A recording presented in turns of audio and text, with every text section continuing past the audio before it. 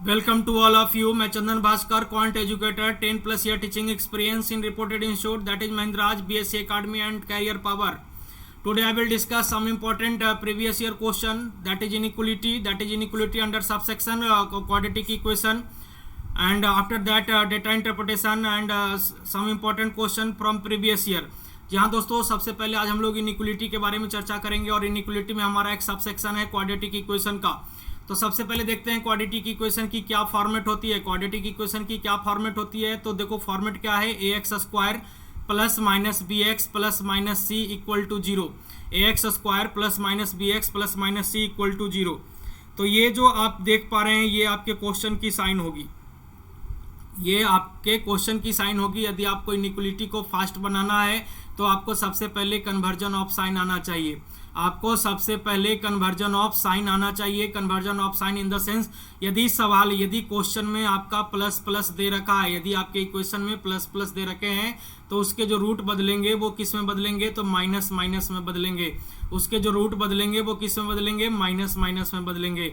यदि आपके क्वेश्चन में साइन माइनस प्लस का दे रखा है तो उसके जो रूट बदलेंगे वो किस में बदलेंगे, प्लस प्लस में बदलेंगे। कहने का मतलब है बच्चों कि ये जो आपका साइन दे रखा है इक्वल टू के इधर की जो साइन आप देख पा रहे होंगे, ये जो साइन दे रखा है ये आपके क्वेश्चन की साइन है, ये आपके इक्वेशन की साइन है जो कि ऑलरेडी गिवन होगी। और ये जो साइन है वो उस इक्वेशन के रूट की होगी, ये जो साइन है वो उस इक्वेशन के रूट की होगी जो आपको प्राप्त करना होगा, है ना। ये रूट की साइन होगी कि रूट की क्या साइन बनेगी, कुल मिला के कहो तो ये रिजल्ट की साइन होगी, मतलब आंसर की साइन होगी, है ना, कि आंसर में आपके रूट में क्या साइन होंगे। क्लियर है। तो आइए कुछ एग्जांपल जो कि प्रीवियस ईयर से उठाए गए हैं। सवाल क्या कहता है कि X square minus 7x plus 10 equal to zero, और दूसरा इक्वेशन है Y square plus 8y plus 15 equal to zero. कहने का मतलब है वी हैव टू वेरिएबल, हमारे पास दो वेरिएबल होंगे, that is X and Y या ए एंड बी या पी एंड क्यू, कुछ भी हो सकते हैं। तो दो वेरिएबल होंगे एक्स और वाई और दो इक्वेशन दिए जाएंगे। आपको करना क्या है, ये दोनों इक्वेशन को सोल्व करके एक्स की वैल्यू और वाई की वैल्यू प्राप्त करनी है, एक्स की वैल्यू और वाई की वैल्यू प्राप्त करनी है। और उसके बाद फिर एक्स और वाई के बीच रिलेशन स्थापित करना है कि एक्स और वाई के बीच क्या रिलेशन है, X greater than Y, X less than Y, X greater than equal to Y, X less than equal to Y, या एक्स इक्वल टू वाई, या रिलेशन कांट बी एस्टैब्लिश, है ना, वगैरह वगैरह।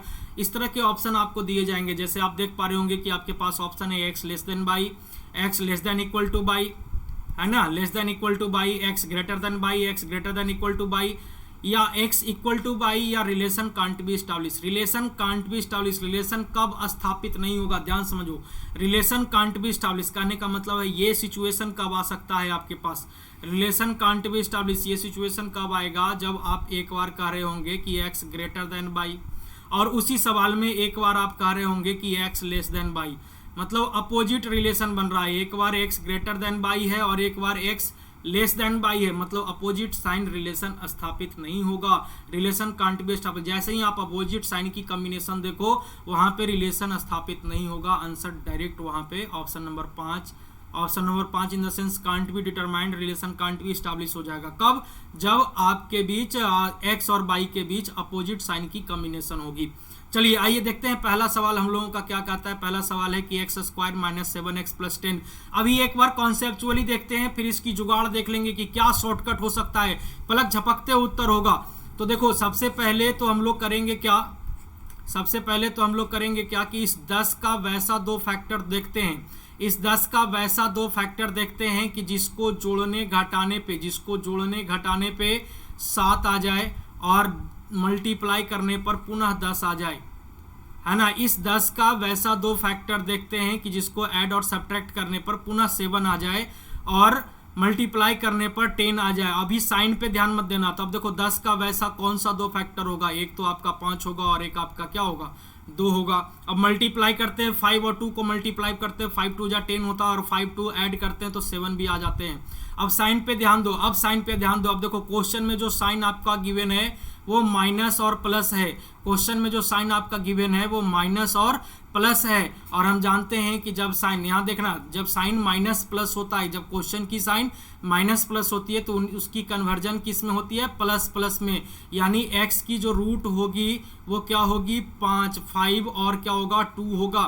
x की जो रूट होगी वो 5 और 2 होगी। उसी तरह से बात कर लो यहाँ पे, तो यहाँ पे देखो कि 15 का वैसा दो फैक्टर देखते हैं, 15 का वैसा दो फैक्टर देखते हैं कि जिसे ऐड या सब्ट्रैक्ट करने पर, ऐड या सब्ट्रैक्ट करने पर 8 आ जाए, ऐड या सब्ट्रैक्ट करने पर 8 आ जाए, और इन दोनों को मल्टीप्लाई करने पर पुनः 15 आ जाए। तो क्या हो सकता है बच्चों, तो 5 और 3 है ना, 5 और 3, तो 5 और 3 हो जाएगा। तो 5 और 3 मल्टीप्लाई कर रहे हैं, 5 3 या 15, और ऐड कर दे रहे हैं तो 5 3 और 8 हो जा रहा है। अब देखो यहाँ पे आपका जो साइन दे रखा है वो आपका प्लस प्लस दे रखा है। क्या साइन दे रखा है आपको, प्लस प्लस दे रखा है।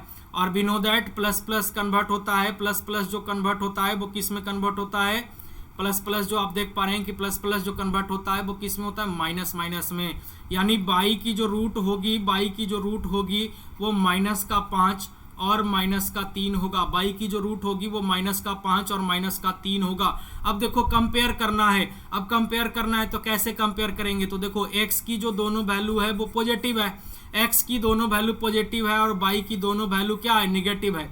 x की दोनों वैल्यू पॉजिटिव है और y की दोनों वैल्यू निगेटिव है। अब हम कह सकते हैं x greater than y, x greater than y, ये आपके सवाल का उत्तर। लेकिन दोस्तों अगर इस तरह से हम कैलकुलेट करते हैं तो बहुत समय लगेगा, इस तरह से अगर हम कैलकुलेट करते हैं तो बहुत समय लगेगा, और हम कन्वर्जन ऑफ साइन हमारे दिमाग में अच्छी तरह से बैठ गया है तो हम इस तरह से कैलकुलेट करने नहीं जाएंगे, इस तरह से कैलकुलेट करने नहीं जाएंगे। देखो कैसे सोल्व करेंगे, तुरंत हो जाएगा हमारे सवाल का उत्तर। अब देखो, अब देखिए कि सवाल का जो साइन दे रखा है, क्वेश्चन में जो साइन दे रखा है वो माइनस प्लस दे रखा है, और माइनस प्लस जो बदलता है बच्चों वो किस में बदलता है, प्लस प्लस में बदलता है। माइनस प्लस जो बदलता है वो प्लस प्लस में बदलता है, और यहाँ पे जो आपके क्वेश्चन का साइन है वो प्लस प्लस है, और प्लस प्लस जो बदलता है वो किस में बदलता है, तो माइनस माइनस में बदलता है। प्लस प्लस की जो रूट होती है वो माइनस माइनस होती है। अब देखो x की जो दोनों वैल्यू आएगी वो दोनों की दोनों पॉजिटिव आएगी, और y की जो दोनों वैल्यू आएगी वो दोनों के दोनों निगेटिव आएगी। अब क्या कंपेयर करोगे, x की दोनों वैल्यू पॉजिटिव है, y की दोनों वैल्यू निगेटिव है, कंपेयर करने का कोई मतलब नहीं। x ग्रेटर देन y, ये आपके सवाल का उत्तर हो जाएगा। x ग्रेटर देन y, ये आपके सवाल का उत्तर हो जाएगा। क्लियर है, चलो आगे बढ़ते हैं। आगे सवाल क्या कहता है, आगे सवाल है हम लोगों का कि X square plus X minus 12 equal to 0 और Y square plus 2y minus 15 is equal to 0। अब देखो इस 12 का वैसा दो फैक्टर तोड़ेंगे, इस 12 का वैसा दो फैक्टर तोड़ेंगे कि जिसको जोड़ने घटाने पे, जिसको प्लस माइनस, ध्यान समझो, प्लस माइनस करने पे, ऐड या सब्ट्रैक्ट करने पर 1 आ जाए। यहाँ पे जब कुछ वेरिएबल ना हो, कुछ कोफिशिएंट ना हो, कुछ ना हो तो वहाँ पे 1 माना जाता है। मतलब ऐड या सब्ट्रैक्ट करने पर 1 आ जाए, और इन दोनों को मल्टीप्लाई करने पर पुनः क्या आ जाना चाहिए, पुनः आपका 12 आ जाना चाहिए। क्लियर है, तो कैसे तोड़ेंगे हम लोग 12 को, तो 4 और 3 है ना, 4 और 3, 4 और 3 को मल्टीप्लाई करते तो 12 हो जाता है, और 4 3 अगर हम सब्ट्रैक्ट करते 4 में से 3 को तो आपका 1 भी आ जाता है। अब देखो साइन पे ध्यान देते हैं, प्लस माइनस। अब देखो क्वेश्चन की जो साइन दे रखा है वो क्या है, प्लस है और माइनस है। क्वेश्चन की साइन जो दे रखा है वो क्या है बच्चों, प्लस और माइनस। प्लस माइनस किस में बदलता है, तो माइनस प्लस में। यानी x की वैल्यू क्या होगी, किस में बदलता है, तो माइनस और प्लस में बदलता है। यानी x की वैल्यू जो होगी वो -4 होगी और प्लस की 3 होगी, -4 होगी और प्लस की 3 होगी। ठीक है, अब चलो इधर आ जाते हैं इस वाले इक्वेशन में, तो यहाँ पे भी वही काम करते हैं। तो 15 का वैसा दो फैक्टर तोड़ते हैं, 15 का वैसा दो फैक्टर तोड़ते हैं, एक आपका 5 हो जाएगा, एक आपका 3 हो जाएगा। आप देख रहे होंगे कि इसको सब्ट्रैक्ट करते हैं तो 2 आ जा रहा है, और मल्टीप्लाई करते हैं तो 5 3 जा 15 भी हो जा रहे हैं, है ना। तो अब देखो यहाँ पे आपके जो क्वेश्चन की साइन है वो आपका क्या है, प्लस है और माइनस है, प्लस है और माइनस है। और हम जानते हैं कि प्लस माइनस किस में बदलता है, तो माइनस और प्लस में बदलता है। यानी बाई की जो वैल्यू होगी वो माइनस की 5 और प्लस की 3 होगी, माइनस की 5 और प्लस की क्या होगी, 3 होगी। तो देखो सिंपल वे में, अब देखो इसकी भी शॉर्ट ट्रिक्स है और बिना कलम चलाए बनेगा। ध्यान से समझो, सबसे पहले तो कॉन्सेप्ट सीख लो, कहा जाता है बच्चों कॉन्सेप्ट सीख लो, मौका है ट्रिक्स तो बस एक धोखा है। कॉन्सेप्ट सीख लो, मौका है, ट्रिक्स तो बस एक धोखा है। Concept is power. अगर कॉन्सेप्ट आपके अंदर है तो आप सवाल पे खुद ब खुद सोच सकते हैं। अगर कॉन्सेप्ट आपके अंदर आ जाएगा तो आप थिंकिंग की कलेक्शन कर सकते हैं। और कहा जाता है बच्चों कि थिंकिंग का कलेक्शन हो गया, समझो सिलेक्शन हो गया। सोचने की क्षमता अगर आप में निखर गई तो सिलेक्शन से कोई रोकेगा नहीं, है ना।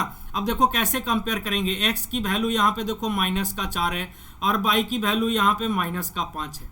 एक्स की वैल्यू -4 है और वाई की वैल्यू -5 है, यानी हम कह सकते हैं X is greater than Y, X greater than Y. अब दूसरी बार देखते हैं कि एक्स की वैल्यू -4 है और वाई की वैल्यू +3 है। एक्स की वैल्यू -4 है और वाई की वैल्यू +3 है, यानी एक्स आपका क्या हो गया, लेस देन वाई। एक्स आपका less than Y. And we know that opposite sign relation नहीं बनता है, अपोजिट साइन रिलेशन नहीं बनता है और इसका उत्तर होगा रिलेशन कांट बी एस्टैब्लिश। आगे अब नहीं बढ़ना है, आगे अब कंपेयर नहीं करने जाएंगे। जैसे ही हम अपोजिट साइन की कॉम्बिनेशन देखेंगे वहां पे रिलेशन स्थापित नहीं होगा, और वहां पे रिलेशन स्थापित नहीं होगा तो उत्तर हमारा CND। अच्छे लोग भाषा में बोलते हैं लोग, बच्चे लोग सीधा सीधी CND बोल देते हैं, सर CND होगा उत्तर, है ना। तो CND भी आप कह सकते हैं रिलेशन कांट बी एस्टैब्लिश, है ना, रिलेशन कांट बी एस्टैब्लिश। लेकिन बच्चों ये जो अप्रोच है ये तो कॉन्सेप्ट है। अगर अब इस पे जुगाड़ लगाना है, थिंकिंग का कलेक्शन करना है तो कैसे क्या करेंगे, चलिए आइए देखते हैं। तो देखो सीधा सीधी आप याद रखना, 2-3 बातें हमारी याद रखना कि अगर सवाल में, अगर क्वेश्चन में प्लस माइनस है, पहले इक्वेशन में प्लस माइनस, दूसरे इक्वेशन में भी प्लस माइनस। अगर पहले वाले इक्वेशन में प्लस माइनस है, ध्यान समझना, पहले वाले इक्वेशन में प्लस माइनस है, दूसरे वाले भी इक्वेशन में प्लस माइनस है, तो याद रखिएगा इसका जो उत्तर होगा वो क्या होगा, CND। अगर अच्छे शब्दों में कहा जाए तो CND ऐसे रिलेशन कांट बी एस्टैब्लिश, है ना, ऐसे क्या हो जाएगा, रिलेशन कांट बी एस्टैब्लिश, और बच्चों के लैंग्वेज में CND। क्लियर है, यानी ध्यान रखिएगा ये पहला केस है हम लोगों का कि अगर सवाल में प्लस माइनस, पहले इक्वेशन में प्लस माइनस, दूसरे इक्वेशन में भी प्लस माइनस है, तो सवाल का उत्तर क्या हो जाएगा, CND। दूसरी क्या केस है कि यदि पहले इक्वेशन में माइनस माइनस, पहले वाले क्वेश्चन, अगले क्वेश्चन की बात कर लें तो अगर पहले इक्वेशन में माइनस माइनस है और दूसरे इक्वेशन में भी माइनस माइनस है, पहले इक्वेशन में माइनस माइनस है और दूसरे इक्वेशन में भी माइनस माइनस है, तो भी इसका उत्तर क्या हो जाएगा, तो भी उत्तर हो जाएगा रिलेशन कांट बी एस्टैब्लिश, जिसको हम लोग कहते हैं CND। Relation can't be establish यानी CND। यानी ये 2 केस हम आपके सामने रख दिए, ये 2 केस आपके सामने रखा गया है कि अगर पहले इक्वेशन में माइनस माइनस, दूसरे इक्वेशन में भी माइनस माइनस। सवाल को बनाने से कोई मतलब नहीं है, डायरेक्ट उत्तर CND होगा, चाहे तो आपके आगे कुछ भी लगा दे, जैसे बच्चों को डराने के लिए यहाँ पे लगा देता 30, यहाँ पे लगा देता 770, यहाँ पे लगा देता है 128। अब बच्चा करता क्या, 128 में 30 से मल्टीप्लाई करेगा और फिर उसका फैक्टराइज करेगा, टाइम लगेगा। तो नहीं, कुछ नहीं करना है, बस एकाग्रचित होकर बनाना है। अब सवाल को देखो कि अगर पहले इक्वेशन में प्लस माइनस, दूसरे इक्वेशन में भी प्लस माइनस, सवाल का कुछ भी उत्तर नहीं होने वाला CND के अलावा। रिलेशन कांट बी एस्टैब्लिश, जादुई ट्रिक्स है, रिलेशन कांट बी एस्टैब्लिश। यदि पहले इक्वेशन में माइनस माइनस, दूसरे इक्वेशन में भी माइनस माइनस, तो भी सवाल का उत्तर क्या होगा, CND होगा। क्लियर है, गॉट इट। अगले सवाल पे चलते हैं। अगला सवाल देखो, अगला सवाल क्या है, अगला सवाल फिर वही आ गया कि सवाल में क्या दे रखा है, माइनस माइनस। सवाल में क्या दे रखा है, माइनस माइनस, और यहाँ पे भी क्या दे रखा है भैया, माइनस माइनस। पहले इक्वेशन में भी माइनस माइनस, दूसरे इक्वेशन में भी माइनस माइनस। हमने अभी आपको बताया कि इसका उत्तर क्या होगा, तो रिलेशन कांट बी एस्टैब्लिश। इसका उत्तर क्या होगा, रिलेशन कांट बी एस्टैब्लिश। आपको बनाने का कोई मतलब नहीं है, डायरेक्ट आपका उत्तर हो गया रिलेशन कांट बी एस्टैब्लिश। आप बना के देख सकते हैं, आपको गलत आएगा उत्तर तो फिर हमसे आप मिल सकते हैं, है ना। तो ये पहले इक्वेशन में माइनस माइनस, दूसरे इक्वेशन में भी माइनस माइनस, डायरेक्ट आंसर क्या हो जाएगा, रिलेशन कांट बी एस्टैब्लिश। प्यारे भाषाओं में बात करें तो CND। क्लियर है, चलो आगे बात करें। तो आगे देखो यहाँ पे दे रखा है प्लस माइनस, एक और जुगाड़ है, एक और है प्लस माइनस। पहले एक इक्वेशन में प्लस माइनस है, दूसरे इक्वेशन में माइनस माइनस है।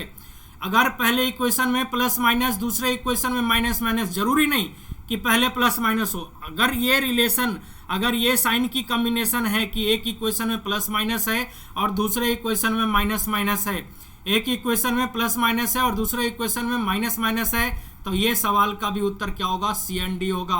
अगर हम बात करें तो रिलेशन कांट बी एस्टैब्लिश, है ना।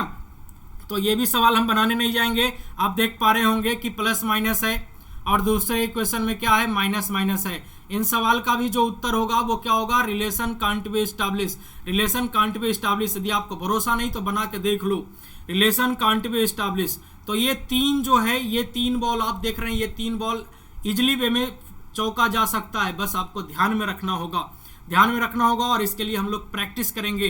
कहा जाता है बच्चों, practice makes man perfect, practice करने से इंसान परफेक्ट होता है। चलिए आगे देखते हैं हम लोग, कुछ डेटा इंटरप्रिटेशन है। डेटा इंटरप्रिटेशन को देखते हैं। डेटा इंटरप्रिटेशन में क्या कहता है, ये डेटा इंटरप्रिटेशन है और ये हम लोग का लाइन ग्राफ है, ये लाइन ग्राफ है जो प्रीवियस ईयर का सवाल है और बहुत पुराना सवाल है, 2016 का ये सवाल है। कहता क्या है कि following line graph show the percentage profit, ध्यान समझिएगा, percentage profit earn by two company, that is A and that is B. दो कंपनी है ड्यूरिंग द पीरियड 2007 टू 2012, 2007 से लेकर 2012 के दौरान दो कंपनी ए और बी द्वारा प्राप्त किए गए प्रॉफिट परसेंट का ये डेटा है। दो कंपनी दे रखा है ए और बी, 2007 से लेकर 2012 के दौरान प्राप्त किए गए प्रॉफिट परसेंट का ये डेटा दे रखा है। क्लियर है? चलिए आइए देखते हैं क्या सवाल कहता है। तो सबसे पहले तो इसमें करना क्या है हम लोगों को, ये जो सवाल है वो इनकम और एक्सपेंडिचर रिलेटेड, ये जो डीआई है वो इनकम और एक्सपेंडिचर रिलेटेड डीआई है। और यहाँ पे जब भी आप देख रहे होंगे तो एक आपको हिंट के रूप में फॉर्मूला दिया रहता है कि profit percent is equal to income minus expenditure divided by expenditure into 100।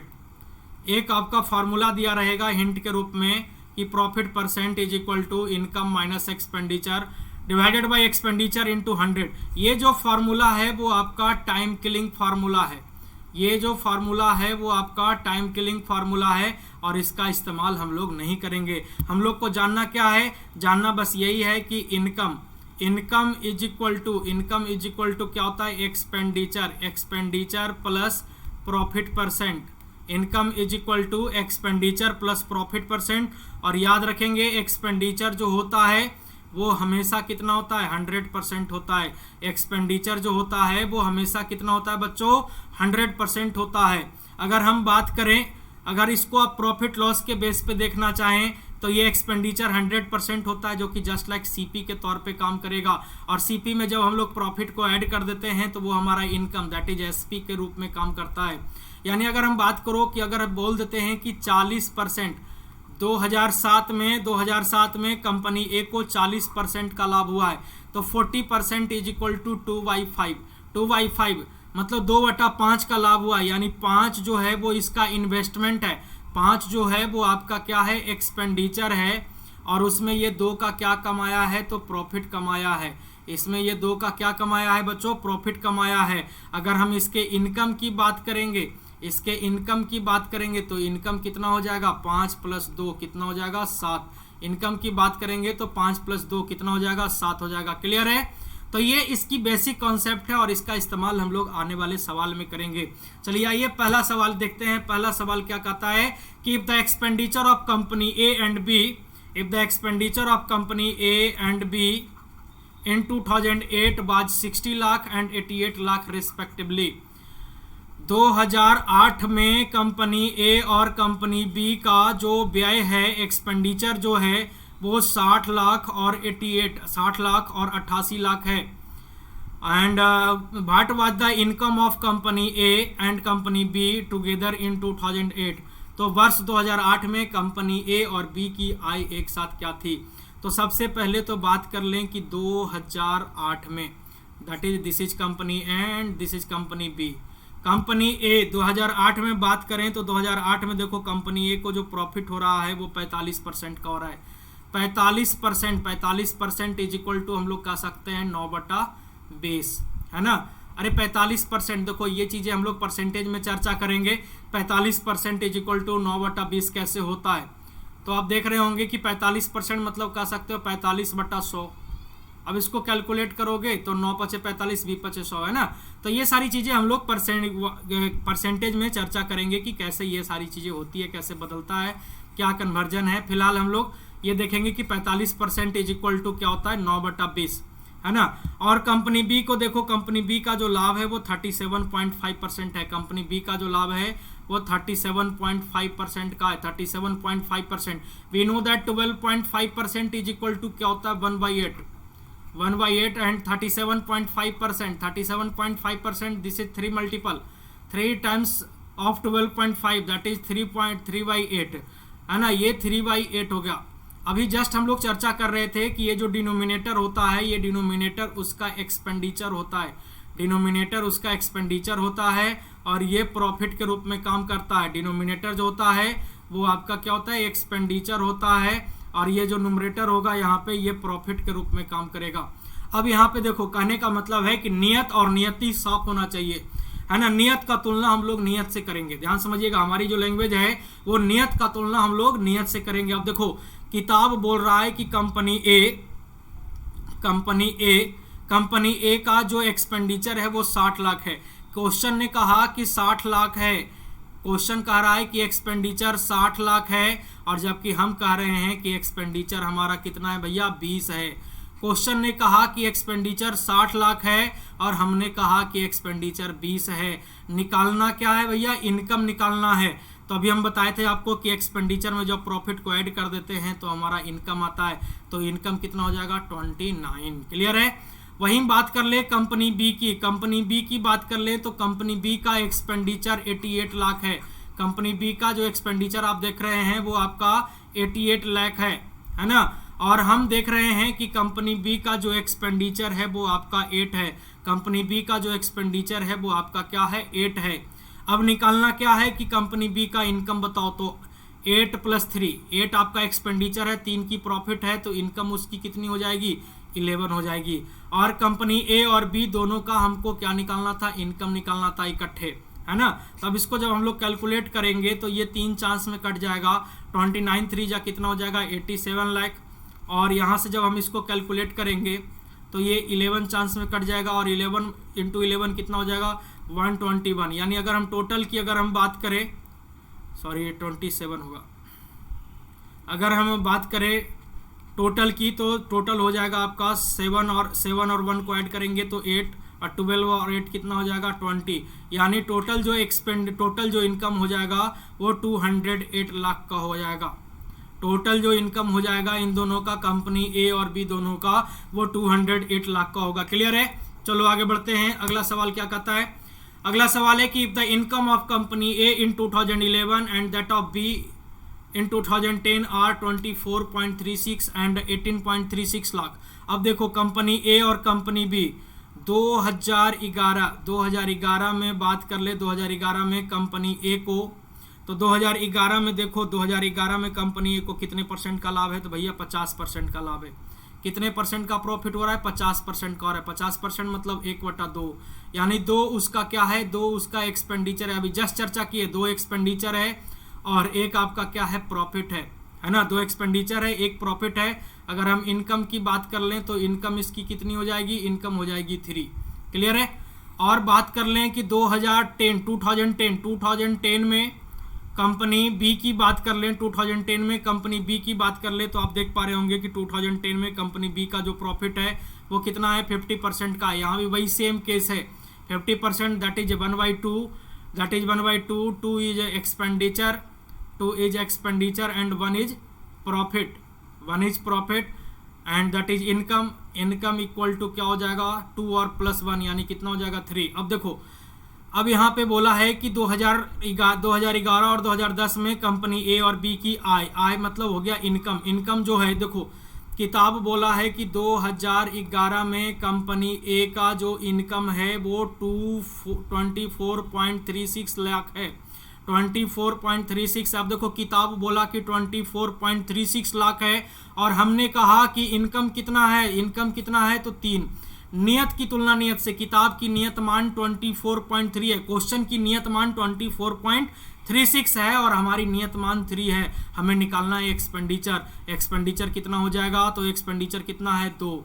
वहीं बात कर ले हम लोग 2010 में बात करें तो 2010 में अगर हम बात कर लें कंपनी बी का, तो कंपनी बी का जो एक्सपेंडिचर इनकम है वो 18.36 लाख का है। 18.36 लाख का है। और हम बात कर लें तो यहाँ पे इनकम उसकी भी कितनी है, 3 है। और यहाँ से निकालना है हम लोगों को एक्सपेंडिचर कितना, 2।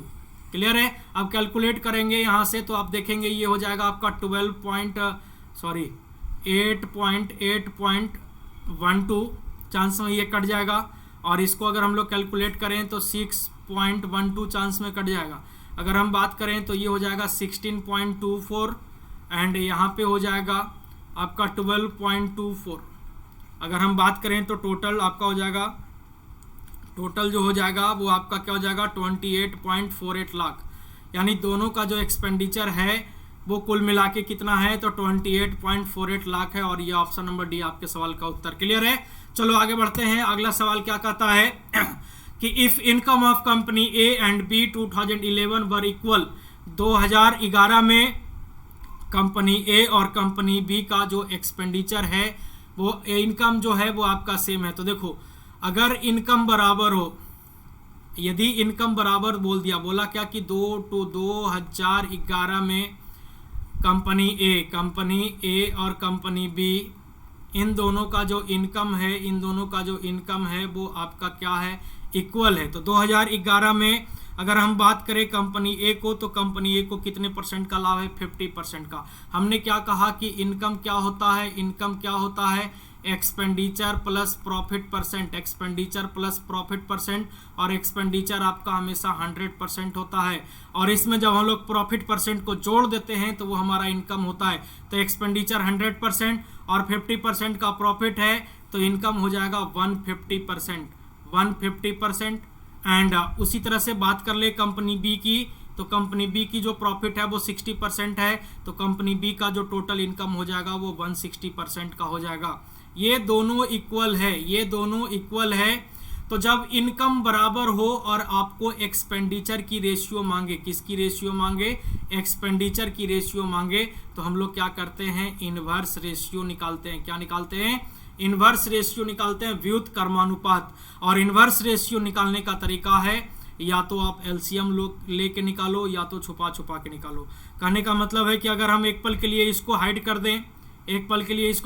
दें, तो हमें क्या दिखेगा, 160 है ना। और एक पल के लिए हम इसको हाइड कर दें तो हमें क्या दिखेगा, 150। यानी जो रेशियो हो जाएगा बच्चों वो क्या होगा, 16:15। रेशियो जो होगा वो क्या होगा, 16:15 होगा। और आपके सवाल का उत्तर ऑप्शन नंबर बी। क्लियर है यहाँ तक। चलो आगे बढ़ते हैं। आगे क्या कहता है कि if the expenditure of company A in 2012 and company B in 2009 were equal. बोला क्या कि 2012 और 2012 में कंपनी ए एंड 2009 में कंपनी बी, इन दोनों का जो बराबर है वो क्या बराबर है भैया, एक्सपेंडिचर जो है वो दोनों का क्या है, बराबर है। That is 100%। एक्सपेंडिचर आपका 100% होता है, दैट इज 100%। ये दोनों आपस में क्या है, बराबर हैं। बोला 2012 में कंपनी ए की आय 2009 में कंपनी बी की आय का लगभग कितना प्रतिशत है। तो देखो ये एक्सपेंडिचर है और हम बात कर लें, ये एक्सपेंडिचर है। अगर हम बात कर ले इनकम की, तो इनकम की अगर हम बात करें तो इनकम का जो होगा 2012 में अगर हम बात करें तो 2012 में कंपनी ए को जो इनकम हो रहा है वो 55% का। डेटा देखिएगा, कंपनी ए को जो इनकम हो रहा है 55% का इनकम हो रहा है, 55% की प्रॉफिट हो रही है। तो इनकम जो हो जाएगा वो इसका कितना होगा, 155%। क्यों, क्योंकि इनकम क्या होता है, expenditure plus profit percent. Expenditure आपका हमेशा 100%। और देखो 2009 में अगर हम बात करें तो 2009 में कंपनी किसकी, कंपनी बी की। 2009 में अगर हम बात करें कंपनी बी, 2009 में कंपनी बी की बात करें तो 2009 में कंपनी बी का जो इनकम है वो कितना है, 42.5 का है। 2009 में कंपनी बी की जो इनकम है वो 42.5 का है, यानी कितना हो जाएगा, 142.5%। क्लियर है। अब बोला है क्या कि 2012 में कंपनी ए का इनकम, 2012 में कंपनी ए का इनकम 2009 में कंपनी ए के इनकम से ए के इनकम का कितना परसेंट है। अब हम लोग को निकालना क्या है, 155 142.5 का कितना प्रतिशत है ना, 155 142.5 का कितना प्रतिशत है, और इसको आपको कैलकुलेट करना पड़ेगा। कैलकुलेट करके आपको बताना है कि आपका उत्तर क्या होगा। क्लियर है यहाँ तक? चलो आगे बढ़ते हैं। आगे क्या कहता है?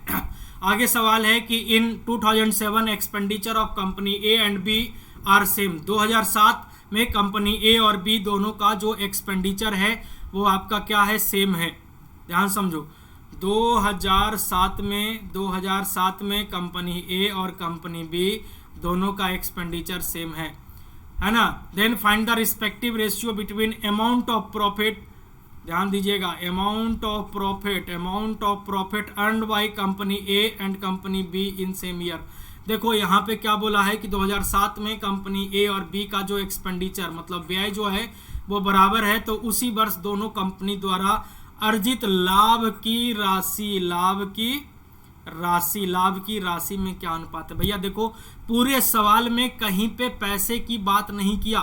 पूरे सवाल में ये जो डेटा गिवन है वो प्रॉफिट परसेंट का डेटा गिवन है, नॉट पैसे का तो है नहीं, ये प्रॉफिट परसेंट का है। अब हम प्रॉफिट परसेंट से उसका अमाउंट कैसे निर्धारित करेंगे? तो हमारा जो उत्तर होगा वो कांट बी डिटरमाइंड होगा। मतलब सिंपल वे में है बात कि अगर पैसे नहीं दिया गया है और पैसे की डिमांड कर रहा है तो हम कैसे कहाँ से दे पाएंगे? भैया आंसर क्या हो जाएगा? Can't be determined. क्लियर है? चलिए तो अब देखते हैं कुछ इंपॉर्टेंट सवाल जो कि पिछले प्रीवियस ईयर में आए हैं। जैसे एक सवाल कहता है ये आपका जो सवाल है वो आरआरबी 2018 का है, ठीक है। अब बोला है क्या कि the cost of 2 batch were in the ratio 16:23। 2 batch है, मान लो कि एक बैच है आपका ए एंड एक बैच है आपका क्या बी। इसका जो कॉस्ट है, इसका जो कॉस्ट का जो रेशियो है वो 16:23 है। 16:23 है। The cost of first batch is increased by 10%। पहले बैच को 10% बढ़ा दिया जाता है। पहले बैच को 10% क्या किया जाता है? बढ़ा दिया जाता है। And the second increased by 447, और दूसरे बैच को 477 रुपये बढ़ा दिए जाते हैं। Now the cost of 2 batch are in the ratio 11:20। अब जो दोनों बैच का जो रेशियो हो जाता है, दोनों बैच के सीपी का जो रेशियो हो जाता है वो 11 रेशियो कितना हो जाता है? 11 रेशियो कितना हो जाता है? 20। 11 रेशियो कितना हो जाता है? 20 हो जाता है ना। तो price of second batch is beginning batch what, तो बताना है आपको कि दूसरे घड़ी का मूल्य स्टार्टिंग में क्या था। तो अब देखो कि सबसे पहले तो हम लोग करेंगे क्या कि यहाँ पे एक जीरो पुट कर देंगे। एक जीरो को हम लोग क्या करेंगे? पुट कर देंगे। अब देखो ये 10% बढ़ गया। पहले मान लो कि 160 दाम था, मान लेते हैं कि 160 दाम था। अब 160 दाम था, 10% बढ़ गया, यानी कितना हो गया? 176। और दूसरे घड़ी का जो दाम था वो 230 यूनिट था और उसमें 477 रुपये की वृद्धि हो गई। तो जाहिर सी बात है कि यहाँ पे कुछ बढ़ेगा, और ये जो इन दोनों का रेशियो है, इसका और इसका जो रेशियो है, इन दोनों मूल्य का जो रेशियो है, आप देख पा रहे हैं कि वो 11:20 है। तो आप देखिएगा कि ये 11 का कितना मल्टीपल हुआ? ये 11 का 16 मल्टीपल हुआ। कितना मल्टीपल है? 16 मल्टीपल है। तो हम भी क्या करेंगे? इसका 16 मल्टीपल करेंगे। अगर हम 16 मल्टीपल करेंगे भैया तो ये हो जाएगा 320। ये हो जाएगा 320, यानी स्टार्टिंग में घड़ी का दाम 230 था, अब घड़ी का दाम 320 हो गया। स्टार्टिंग में घड़ी का दाम 230 था, अब घड़ी का दाम 320 हो गया। कितना बढ़ गया? आप देख पा रहे होंगे कि भरवली कितना बढ़ गया? तो 70 इधर और 20 इधर, यानी 90 बढ़ गया।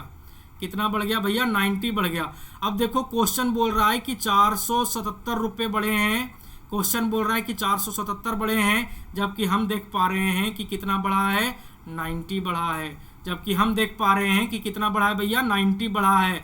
और हमें निकालना क्या है? सेकंड घड़ी का क्रयमूल निकालना है। सेकंड घड़ी का क्रयमूल निकालना है, यानी 230 सेकंड घड़ी का क्रयमूल निकालना है ना। तो जब आप इसको कैलकुलेट करेंगे तो ये आपका कट जाएगा, है ना। अब इसको जब आप कैलकुलेट करोगे तो ये 9 से अगर हम इसको काटे तो 9 × 5 = 45, 5 चांस में, फिर 2 9 9 3 जा, अब 53 इंटू 53 इंटू 23 करोगे तो आपका जो उत्तर हो जाएगा वो कितना हो जाएगा, 1219 का। आपका जो उत्तर होगा वो 1219 का होगा। ऑप्शन नंबर बी आपके सवाल का उत्तर। क्लियर है? ये आरआरबी 2018 में आया हुआ सवाल है। क्लियर? चलो आगे बढ़ते हैं, एक सवाल और देखते हैं। Cost of 4 pen 6 notebook and 9 file is 305। ये जो सवाल है ये आरआरबी का पूछा हुआ सवाल है। ये आरआरबी का पूछा हुआ सवाल है। ये आरआरबी 2017 का पूछा हुआ सवाल है। फिर ये एसएससी सीजीएल में भी आया है ये सवाल। सीजीएल 2017 में भी पूछा है ये सवाल को। पहले ये आरआरबी पूछा, फिर ये सीजीएल 2017 का पूछा हुआ सवाल है। तो देखो सवाल क्या कहता है कि 4 कलम 6 नोटबुक और 9 फाइल का जो दाम है वो आपका कितना दे रखा है, 305 दे रखा है। 305 दे रखा है। और फिर देखो कि 3 पेन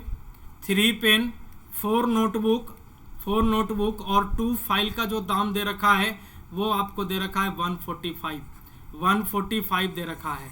अब आपको जो निकालने के लिए बोला गया है वो आपको बोला गया है 5 pen plus 8 notebook plus 16 file का दाम आपको निकालना है। इसका दाम आप लोगों को निकालना है। तो एक पल के लिए लगता है कि 3 वेरिएबल है, 3 वेरिएबल है और हमारे पास इक्वेशन 2 है। आंसर क्या होगा, सी एंड डी होगा। ऐसा लोग सोच लेते हैं, है ना। ऐसा लोग सोच लेते हैं कि 3 वेरिएबल है, 2 इक्वेशन है, सॉल्व ही नहीं होगा, आंसर सी एंड डी हो जाएगा, है ना। तो 3 वेरिएबल है, 2 इक्वेशन है। हम तो चाहें तो किसी एक वेरिएबल को जीरो भी कर सकते हैं क्योंकि मान किसी पर डिपेंड नहीं करेगा। लेकिन खैर कोई नहीं, आप सीधा सीधी देखो, ये this is equation 1 and this is equation 2।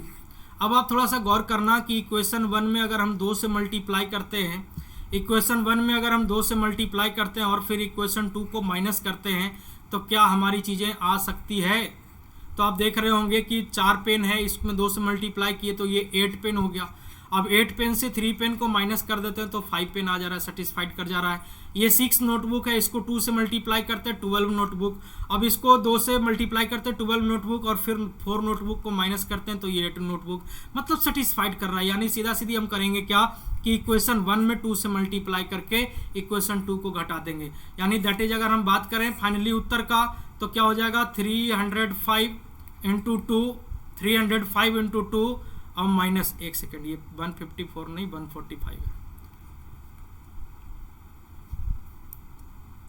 145 है। यानी 305 इंटू 2 और माइनस क्या हो जाएगा 145। यानी अगर हम बात करें तो 610 माइनस 145 अगर कैलकुलेट करोगे तो आपका जो उत्तर हो जाएगा वो कितना हो जाएगा, 145। उत्तर जो हो जाएगा वो 5 और ये 10 में से 4 गया तो हो गया 6, 465 आपके सवाल का उत्तर हो गया। क्लियर है? चलिए ओके, थैंक यू।